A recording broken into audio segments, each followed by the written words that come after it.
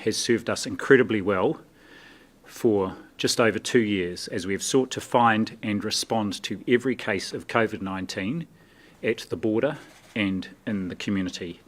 And that included it playing a major role in the control of our Delta outbreak that started last August and that we had very nearly got right in control of before Omicron appeared. But with thousands of new cases each day and nearly 20,000 today, we did reach the point last week where wide use of rapid antigen testing became both useful and appropriate. It also became clear that PCR testing capacity was not keeping up with demand. So, pooling of PCR tests, where samples can be combined and all tested at once, has been used throughout the pandemic to help improve the capacity for PCR testing we have. Typically, samples are pooled with about 3 to 5 samples during the early stages of an outbreak to increase the processing throughput. For example, during the August 2021 peak of the Delta outbreak, some labs increased pooling to 8 to 10 samples per run, and we continued to use pooling in the early part of this outbreak. However, it becomes less feasible to pool when test positivity rates rise, due to the likelihood that there will be at least one, if not more, positive tests in each group of pooled samples.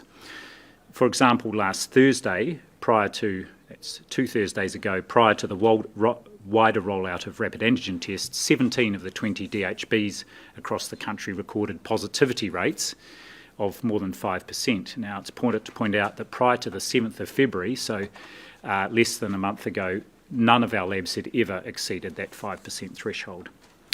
The swift increase in positive cases right across the country effectively prevented labs from using pooling in the space of just a couple of days.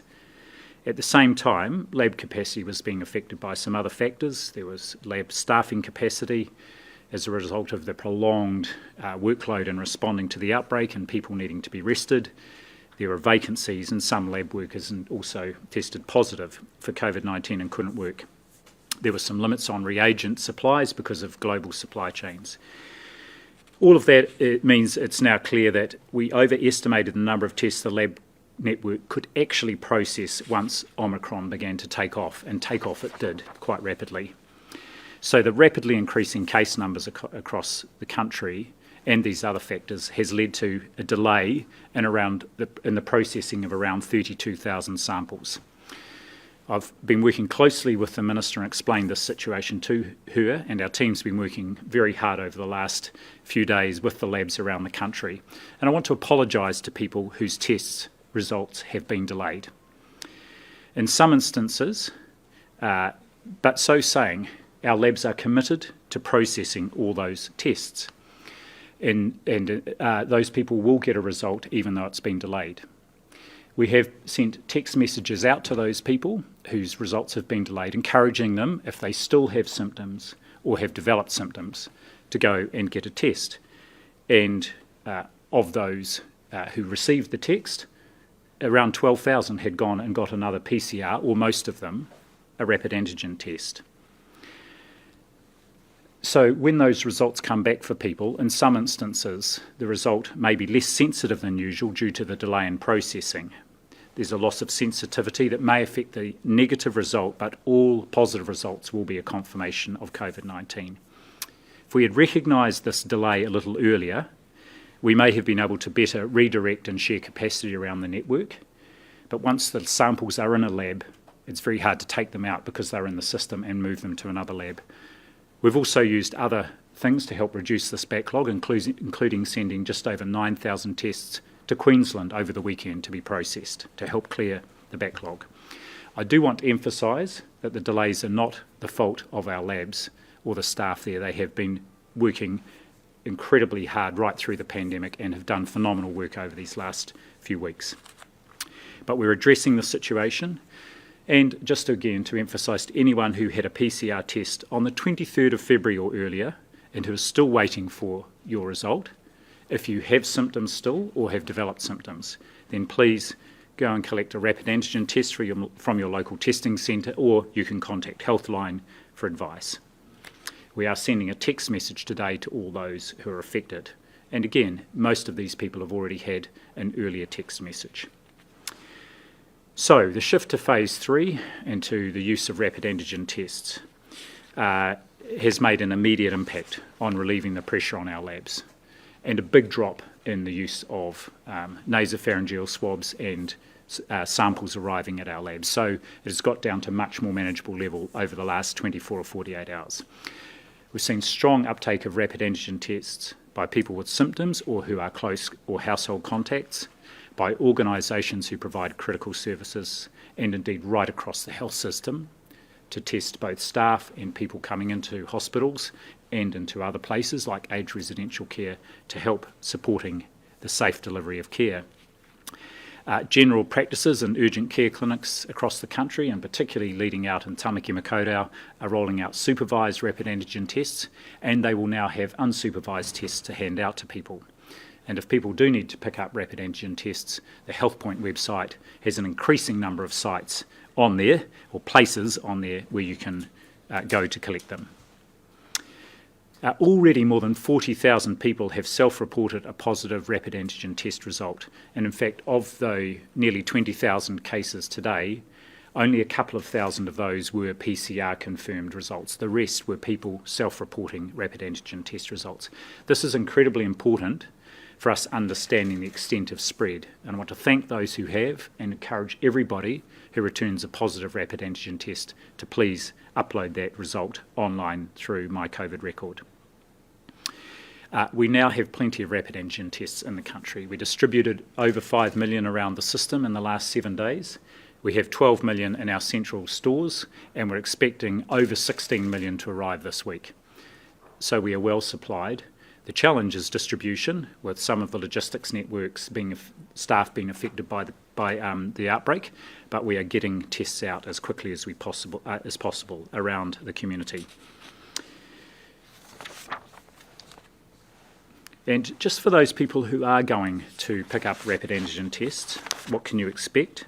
Well, if you're unwell with symptoms, you will be offered testing kits for yourself and your household and whānau who may also be contacts. You will be given enough for 3 tests per person and provided on guidance how to undertake the test at home and how to record this in My COVID Record. That's if you go to a GP. If you go to a community testing centre, you will be given 3 tests per eligible person.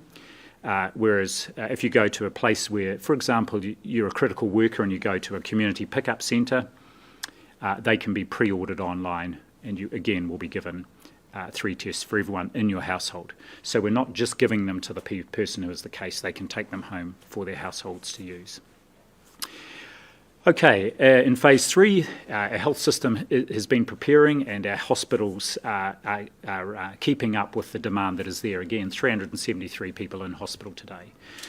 What we've seen in the Auckland region over the last few weeks is that the average length of stay for people in hospital is quite short, 2.2 days. This is around half of what it was during the Delta outbreak. So people are going and requiring some care, mostly on the ward.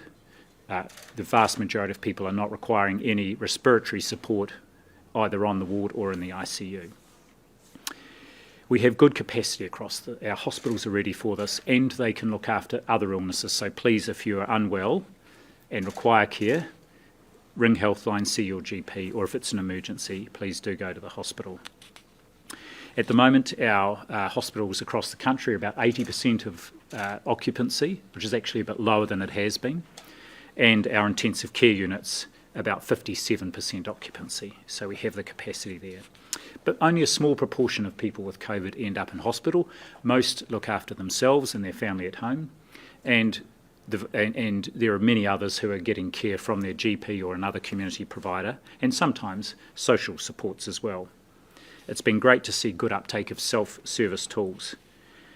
Around 54% of people notified by text that they are a case in the last week have then followed up with a case investigation form online, and that helps us to target support to those who are at high risk. And at the moment we've got about 90,000 people being managed through our nationwide clinical database, which is called the COVID Clinical Care Module, and that just makes sure that people are getting the care they need. Finally, Well, New Zealand, like just about every other country in the world, has not escaped Omicron to date, but where we can be an exception is how well we minimise the spread and the impact of the virus and protect people as much as possible from it. What has helped us so far to do so well with this pandemic is doing the basics well, so please continue to do so. Wear a mask to protect others and yourself. Physically distance, practice good hand hygiene, and most importantly, stay home, don't go out if you're unwell. And please be particularly considerate of those who may be the most vulnerable to the virus, older people, people with disabilities, or with pre-existing conditions. There's no doubt the next few weeks are going to be tough. The health system can't do it alone, so thanks in advance to all New Zealanders for continuing to support our efforts to live with the virus on our terms. I'm now open for questions. Gerald, in terms of people currently in hospital, what's the breakdown between those who have Omicron and Delta? So we don't know exactly of those in hospital, and with that short stay in hospital of around 2.2 days, it takes a wee while. There's a bit of a lag in us doing the whole genome sequencing on the PCR tests of those hospitalised. I don't have the exact breakdown, but in fact we've just got some up-to-date data on that, so I might circulate that afterwards. It's useful to have that knowledge available to the public, given the significant differences. Yes, it does, and that's why we're systematically wanting to make sure the samples for our people hospitalised get to ESR and go through the whole genome sequencing. It's not urgent in terms of the clinical management of those people, but it is helpful for us to know just what the proportion of people who've got Delta or Omicron is. And based on the information you have been receiving so far, what kind of symptoms are people who are not boosted having, if they are sick, particularly with Omicron? I mean, do you know that yet? Well, what I would say is whether or not people are boosted, I think the symptoms are similar, and we're seeing the most common symptoms are cough, sore and scratchy throat, runny nose, and not feeling that great actually, that sort of flu-y feeling, the whole body aches. But what we do know is that people who are not boosted are more likely to be symptomatic and more likely to experience more severe symptoms. On symptoms, are you aware of any new symptoms? We've heard that children and adults have been presenting tummy bug-like symptoms and testing positive. Are you aware of those kinds of symptoms? I've seen some reports of gastro tummy symptoms, particularly in children. And we have seen that throughout the pandemic. Some people have what we call these atypical symptoms. So the symptom pattern has shifted. Early on, the thing that was really indicative of COVID-19 was this loss of sense of smell and taste. That doesn't seem to be a thing with Omicron. So it's more those upper respiratory tract symptoms. And that can include, I think, some people are reporting earache as well, quite a lot of earache, which is typical of an upper respiratory tract infection. On the testing issue, the newsroom's been asking for a week now about the backlog, the delays in getting PCR results. When did the Ministry of Health learn that this was a problem, that this backlog was growing? And how did you so badly overestimate your capacity there? Yeah, so, and thanks, and we have replied an initial response, and there's a follow-up response I'm going to work on with the team after this. So I think there are two things I would say. First, the pooled capacity is something that we've been able to use to date, and so we've seen even in the Delta outbreak we were able to surge up to around 40,000 tests a day, and we had been increasing the capacity across the labs. Such that the surge capacity was up around 70,000, which can be sustained for a few short days, but that's very much pooled. Our unpooled capacity, as it transpired, we were aiming to get to around 39,000 tests a day by the end of March, and in one of my earlier statements I may have given the wrong figure. I'm going to check with the team, but at the moment it's around 30,000.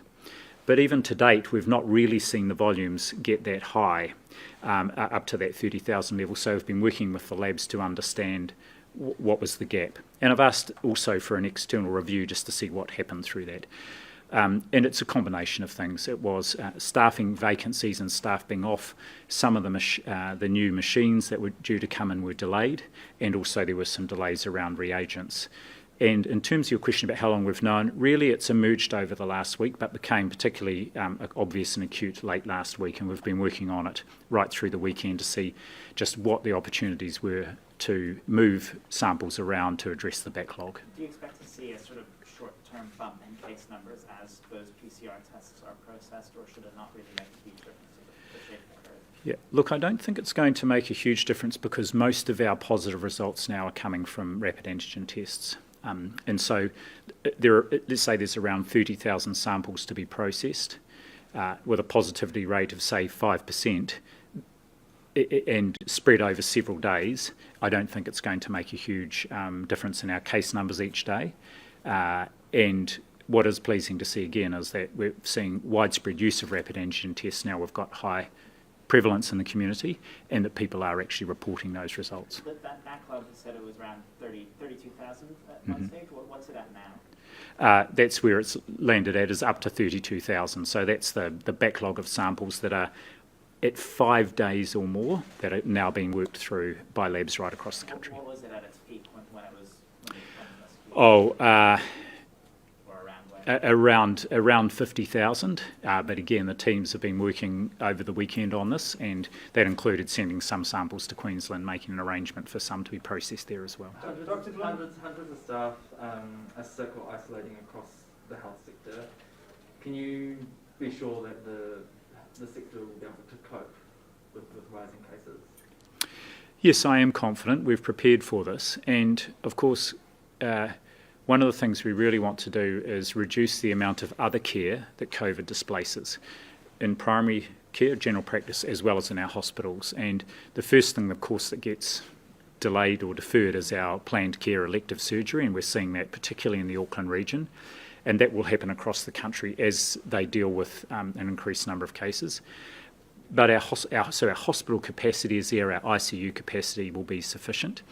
But again, the number of cases, the number of people that end up in hospital will be directly related to the number of cases we have, and we still want to try and keep that peak as low as possible. So people avoiding spreading the virus is important for our health system to be able to cope. Do you have an idea of what that figure is of the clinical workforce that is out for COVID-related reasons, and also, I guess, that limitation of surgeries and stuff, like what the percentage of that's also being impacted?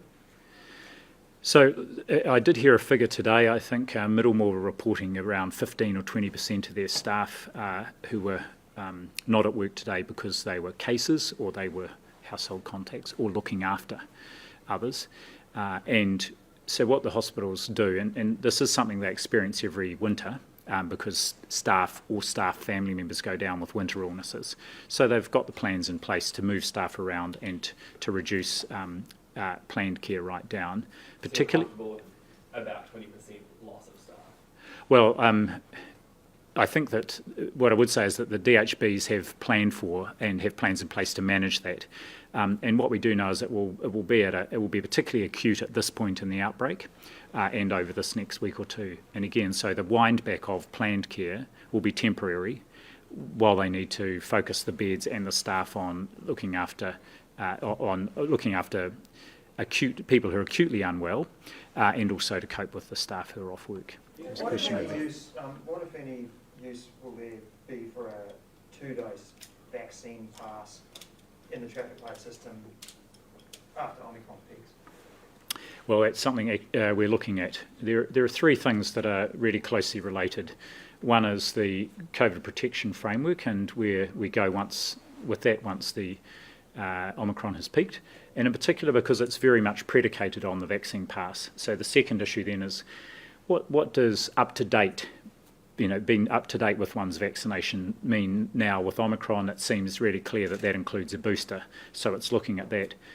But third is just what will the role of vaccine passes and indeed vaccine mandates be, because they're closely related once we get through this Omicron peak. And as the PM signalled, these are all matters that are up for she's sought advice on, including from Professor Sir David Skegg's group, but also we are looking at those to provide that public health overview as well. How much does the protest activity influence your advice on that matter?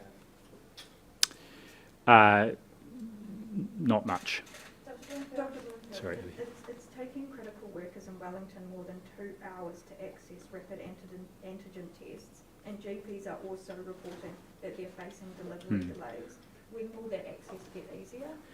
Yes, I noticed there was a story in Wellington today, and I saw a photo in one of the publications of people queuing. So I talked to the team, and the issue again is not so much supply; it is the distribution out, and we are working every day with our district health boards to make sure there are plenty of rapid antigen tests out where they are needed. So we are addressing those sort of delays as they arise. Does there need to be another site though? If it's taking hours for people to access? Yes, it may require another site or more staff at the sites. And what we've seen with PCR testing is the labs are the DHBs are very good at surging staff in if they need to. So I'm confident they will respond to the queues, and also we're able to respond with getting more rapid antigen tests delivered out. Do you have a sense of I'll just sweep across this side. What's the latest advice on the BA2 variant, and is that becoming widespread in the community? So I'll start with your second question. Is it widespread? We know that right from the start of our Omicron outbreak, we had both of those subvariants here, a BA1 and a BA2 sort of line of transmission. So I would expect we don't have any recent whole genome sequencing, but I would expect we have possibly a reasonably even distribution out there. I think in terms of what's the latest on it, one of the things that we've seen from Denmark is that, first of all, the vaccine seems to be just as effective, which is good, regardless of the subvariant. And also that if people have been infected with the BA1 subvariant, that provides a high level of protection from being infected, cross protection from being infected again with the other subvariant. Actually, just on that, do you still need to isolate if you've already had COVID? So just say your flatmate has it and you don't get it, but a couple of weeks later you do. Does that person who was originally COVID positive have to isolate again? No, they don't need to for a period of some months. I'll just say some months, because this is new to us, but they would have a high level of immunity and, of course, be at a very low risk of being infected and therefore at a low risk of infecting others.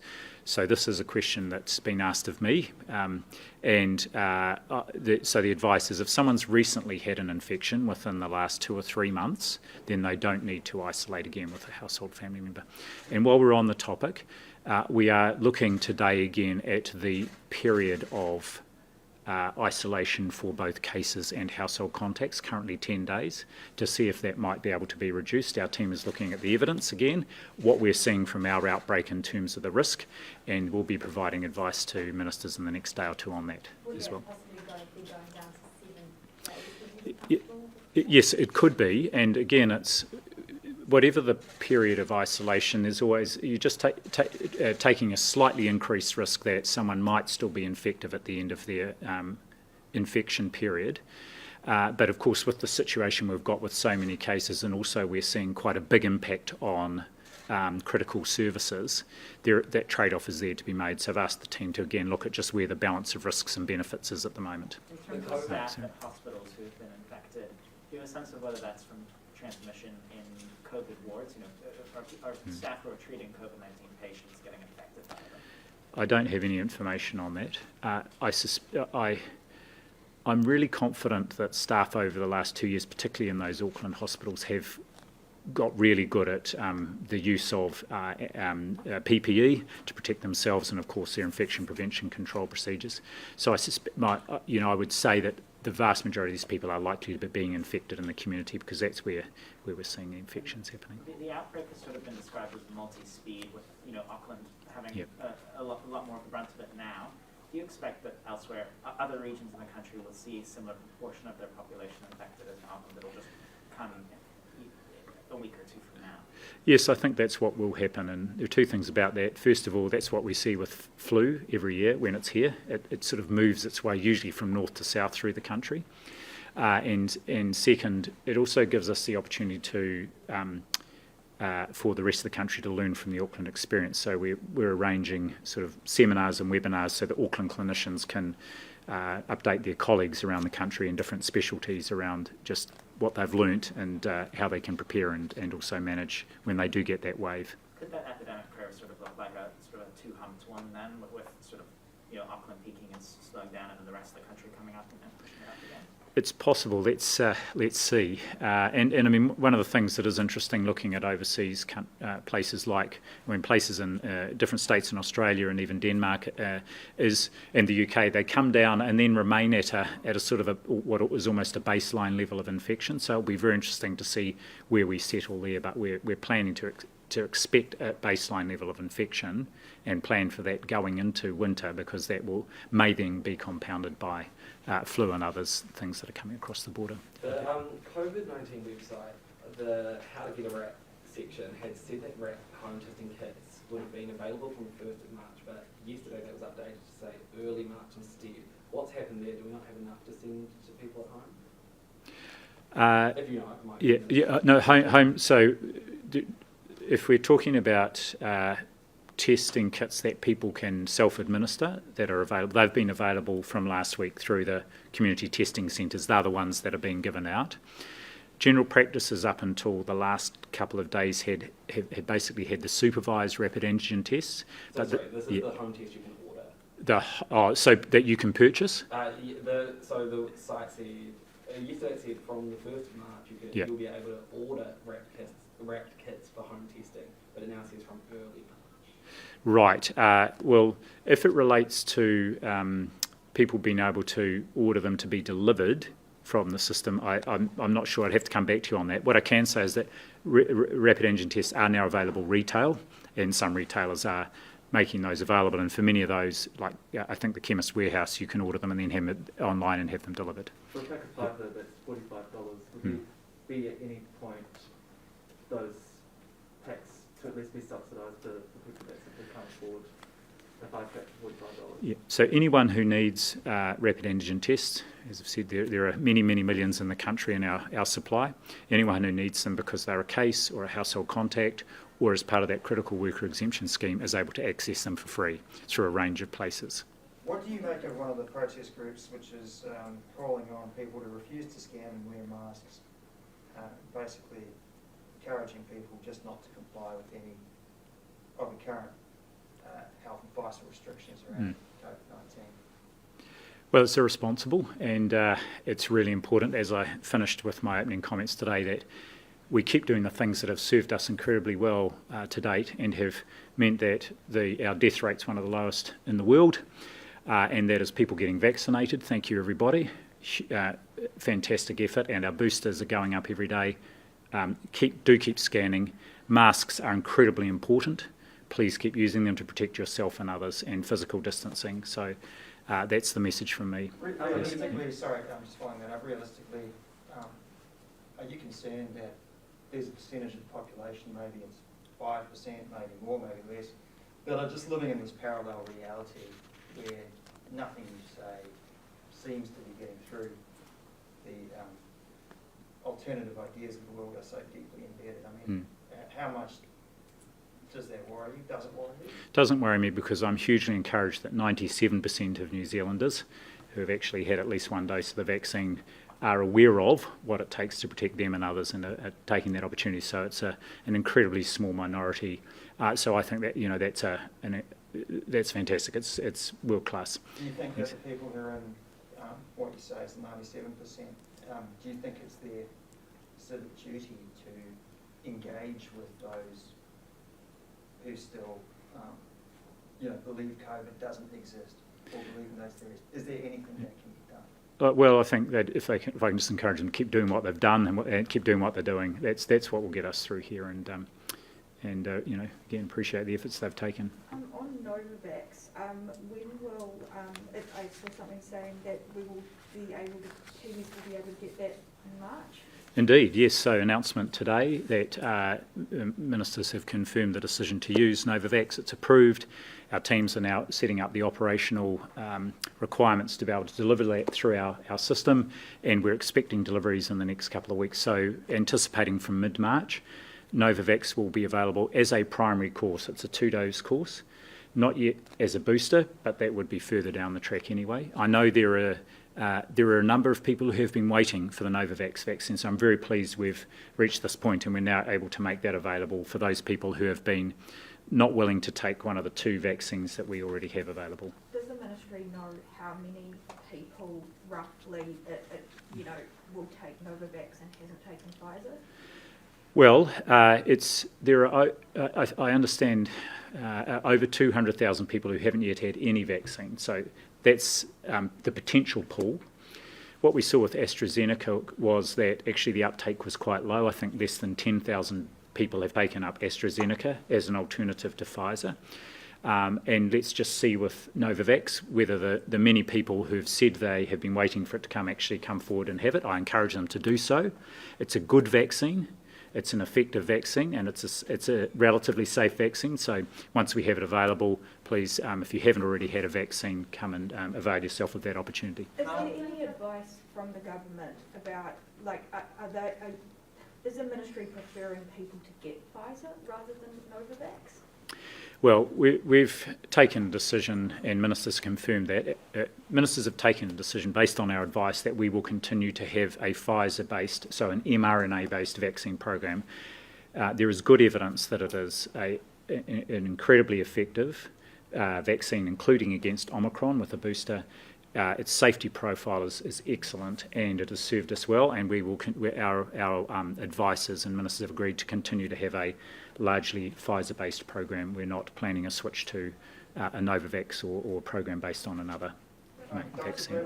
I'm just going to come over this side again, down the back. We saw yesterday almost 650 cases reported in Victoria University halls. How high risk are also residents, and what's been given, what advice has been given to universities regarding this? Yes, well, I can speak from personal experience that university halls of residence are high risk at the moment. So we have a nationwide super spreader event that is the start of the university year. So we're seeing this right across the Motu. And it's very clear that universities have done very good planning for this and have got in place the supports that students need to be able to safely isolate and to protect students that might not yet be infected from getting infected. So I'm very encouraged by, and indeed right across the education sector, from early childhood education right through, I think they've done a great job of planning for what we're now seeing. How many cases have come out of Parliament's occupation today, and would you urge Wellingtonians to stay away from the protests where they can, as there are active cases among the protesters? Yes, I think we were reporting at the end of yesterday the total of 17 cases. There are undoubtedly more because there will be people who haven't been tested there. Yes, I would encourage, as the police have been, for safety reasons, people not to Wellingtonians to stay away from the protest. And another reason to do so is to protect themselves from potentially being infected with COVID. Travellers from this week are going to be saying, majority of travellers are going to be saying goodbye to MIQ. Can you tell me from Thursday what we are going to see MIQ hotels used for?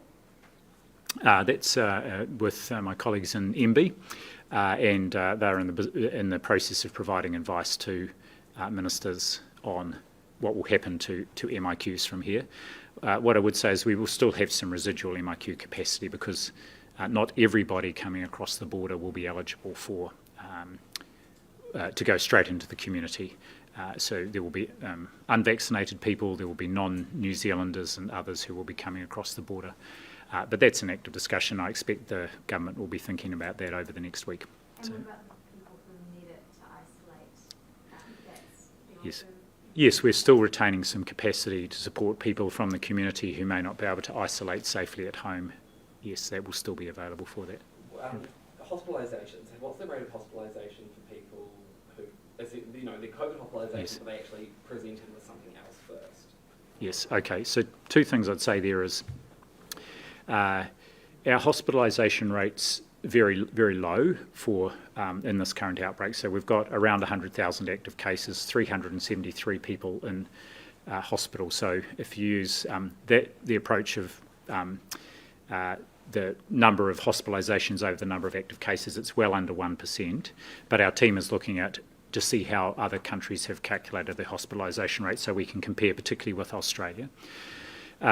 In terms of the whether people are there because of COVID or just happen to incidentally have COVID, it's hard for us to estimate that. But the one estimate we do have from Middlemore from last week was it was about 75, between 70 and 80% of people had presented with symptoms, and they were there being treated because of their COVID symptoms. The others were there for other reasons and happened to incidentally have COVID infection. And that's consistent with what we saw in overseas countries that have had an Omicron outbreak. Are we going to have to see clinical staff shift around the country to support possible gaps in different DHBs? Like are people going to have to go to Auckland to support them? Possibly, but unlikely, because I think we will see all DHBs will have challenges. As we can see, there are quite large and increasing numbers of cases in all DHB regions, and so there will be less ability for them to move staff around between DHBs. And also, DHBs are thinking about what they need to do to support community providers, particularly aged residential care in their own region, so that will be the priority for them. In terms of people who present to hospital with non-COVID symptoms, like a broken leg or something, and test positive, that's sort of 15 to 20% piece, do they show up in that 373 figure, or would they be excluded from it? At the moment, they're all included in that figure. And we have looked at and are trying to find ways whereby we could find that out and work out what that is in real time, but it's actually very difficult. But we're just aiming to try and get a weekly estimate of what that proportion is. Are there any final questions? I've just got one at the front here, and I'll continue. Do you know how many police have caught COVID from the Wellington protest? And is there any thought of supplying rats to the protesters, because one of the major difficulties has been that many reject testing, so it's hard to understand how far the spread is going? I can't give you an answer to that first question about the number of police, and police would have to answer that. The local public health unit, regional public health, is responsible for that outbreak there. I'm sure that they would make rapid antigen tests available for people if they wanted to be tested, but there are also places nearby that they can collect rapid antigen tests if they need to. Final question? Asks about loading up children's positive test results from rapid tests. They say, why is it that you can't do it over the internet and you're going through to a jam-packed health line? How concerned are you that you might be missing thousands of cases, missing thousands of kids who are under 5 or not vaccinated and do not or cannot have a MyCovid login? Right. Okay. So can I look into that particular issue? Because of course that would be of concern if these tests weren't be loaded up. As you say, there is that alternative for people to ring in and register the result through Healthline. Of course, there's high demand there at the moment, so there may be a bit of a wait. But I'll come back and we'll check with the team and come back on what plans are in place to help facilitate parents uploading results for children. Technically, it may be a challenge, but I'm sure the team will be thinking it through. Somewhat similar to that then, how much larger do you think infection is in the community rather than confirmed cases? Like, we have the protests, we've got events where we know people aren't getting tested. How much do you think we actually have in the community? I don't have an estimate beyond the case numbers we've got. What I would say is I think we're getting a good picture of the overall burden of cases and the spread across the country. And if I look at Denmark, which does a lot of testing and has had high rates of testing right through, up to 180,000 tests PCR capacity every day. I think they've settled at around 40,000 infections a day. That's having got a peak and come off the other side. So I think we're detecting a very good proportion of our infections in the community, but we will be supplementing that with some modelling as well and our wastewater results. And I'll just need we'll find out an update this week on when we're likely to be able to find our sort of estimate of what proportion of cases we think we're getting through our testing. So it's comfortable really that it's not like, there's double that are getting missed or something? Well, it could be. I mean, we could only be finding a third or a half of these cases. We simply don't know. But I think if you look at the rapid rise and the fact that we are capturing 20,000 cases in a day here in New Zealand, and we've got 100,000 people we know are active cases, and from probably your own understanding of what's happening in the communities that you are part of, I think we're getting a pretty good picture of what the burden of infection is out there. Just two more questions, one down the back. Based off your answer to my last question, you're aware of the risk of falls based on personal experience. What do you mean by that?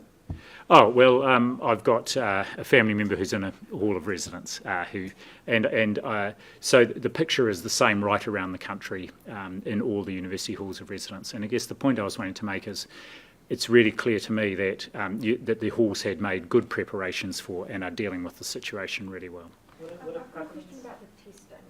The 32,000, is that all over, who are these people? Is that all over the country that they haven't received the results?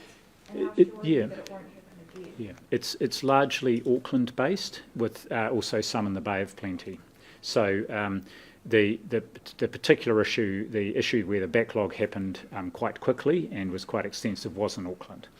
But those Auckland samples are being shifted around the country and being analysed around the country. So it's mostly been an Auckland issue. And so saying Auckland was where we rolled out the rapid antigen tests actually starting over a week ago, even before the shift to phase 3. We're very confident it won't happen again because of our rapid antigen test supply and that being the main form of testing. And also we do continue to build our lab capacity. So it was due to the delay in the rapid antigen testing? No, it wasn't so much that. It was just it was more that we were, I would say we were a day or two late in recognising how quickly things were going up. And then, and the point is once the samples are in the lab, it's hard to take them out and redistribute them. So we still had capacity across the network, but we didn't have the opportunity to redistribute them. And probably if we had started to do that a day or two earlier, then we may still have had a backlog, but perhaps not such a big one. But as I say, the labs are now processing that backlog. People are being messaged, and many of them taken the opportunity to go and be retested, the majority with a rapid antigen test. Would a prevalence survey be useful in establishing that rate that you were talking about of how many more infections there are for each case? Yes, and I think there will be a point quite soon where we will want to do a prevalence survey. My view is that would be most helpful after we're coming off the outbreak. I think we can combine the number of cases with what we're seeing in the hospital and healthcare system impact as well. But I think a prevalence survey will give us a good indication of what proportion of the population were infected, and retrospectively will give us an idea of the number of cases we might have had and the level of residual protection we've got in the population. Thanks very much for coming up. Appreciate your time.